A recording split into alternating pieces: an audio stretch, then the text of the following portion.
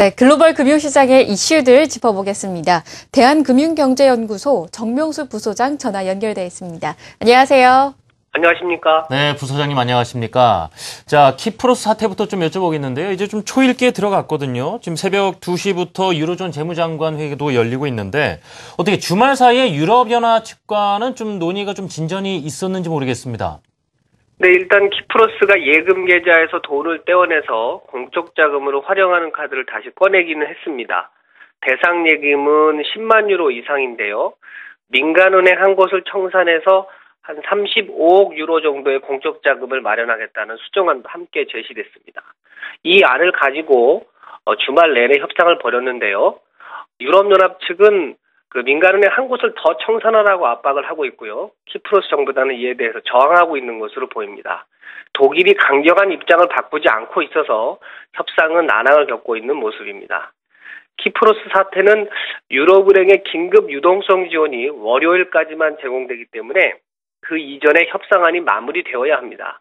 만약 협상안이 도출되지 않으면 키프로스 은행들은 파산을 할 수밖에 없는데요. 키프로스 당국은 일단 은행 자동 입출 금기에서 찾을 수 있는 예금을 100유로로 제한해둔 상태입니다. 최악의 경우에 키프로스가 유례 없는 국가부도 사태에 직면하게 되면 유로존의 단기적인 충격은 불가피할 것으로 보입니다.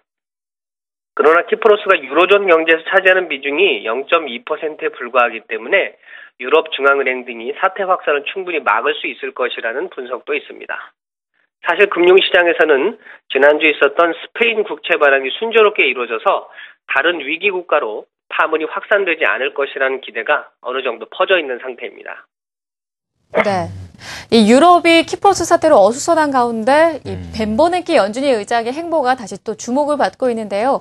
이번에 영국으로 가서 마빈킹 영란은행 총재와 함께 연설을 같이 한다고 하는데 어떤 내용들이 나올까요?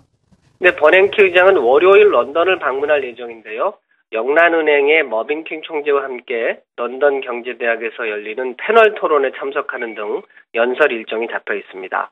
마침 키프로스 사태가 막판 고비를 넘고 있기 때문에 만에 하나 월요일까지 협상안이 타결되지 않으면 버냉키 의장도 이 문제에 대해서 언급을 할 것 같은데요. 지난번 FOMC 회의 직후에 키프로스 사태가 미국 경제에 미치는 영향이 크지 않다고 말했기 때문에 시장을 안정시키는 그런 코멘트가 나올 것으로 기대하고 있습니다. 킹 총재의 경우에는 최근까지도 파운드화 약세를 유도하는 듯한 발언을 했었는데요. 지난주부터 파운드 환율이 적정 수준에 있다고 말해서 태도가 약간 변했습니다. 파운드가 지나치게 하락하고 있는 것에 대해서 우려의 목소리를 낸 것으로 보입니다. 각국의 중앙은행이 경제 상황에 기민하게 대처하기 위해서 마치 시장 참가자들처럼 시시각각 견해를 바꿔가면서 시장의 메시지를 지금 전달하고 있는데요. 이런 부분은 우리나라 한국은행도 본받아야 하지 않을까 생각해 봅니다. 그렇군요. 본받아야 한다라고 말씀해 주셨는데 마지막으로 일본 얘기를 해보겠습니다. 이 구로다 일본은행 총재가 의욕적으로 아베노믹스를 실천하겠다 이렇게 얘기를 해왔었는데요. 지금 보니까 일본 정부내에서 약간 김을 빼는 듯한 발언이 나왔다고요? 네, 일본 아베 내각에서 경제를 책임지고 있는 아소다로 부총리 겸 재무상이 지난 금요일 일본은행이 내세운 2% 물가 목표와 관련해서 디플레이션에서 인플레이션으로 전환해서 물가가 2% 오르는 데는 상당한 시간이 걸린다고 말했습니다.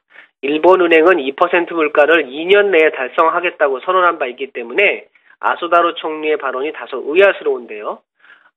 아소다로 부총리는 물가 상승률 목표는 정부의 재정 지출과 성장 전략 등이 없으면 달성하기 쉽지 않다며 목표 달성의 실패 책임은 정부와 일본은행 모두에 있는 것이라고 말했습니다. 아소다로 부총리의 이런 발언은 구로다 일본은행 총재에 대한 지나친 기대를 희석시키려는 의도로 보입니다. 현실적으로는 엔저 정책만으로 물가 목표 달성이 어렵고 엔저를 강화하기 위한 실천적인 정책도 마땅치 않기 때문에 미리 출구를 만드는 것이 아닌가 하는 생각도 듭니다. 최근 달러엔 환율이 94엔대 초반선까지 떨어진 것도 이런 분위기를 반영한 것으로 보입니다. 네, 이 키프로스 사태 소식부터 일본의 아베노믹스 관련된 소식까지 자세히 들어봤습니다. 대한금융경제연구소 정명수 부소장과 함께했습니다. 오늘 말씀 고맙습니다. 감사합니다. 감사합니다.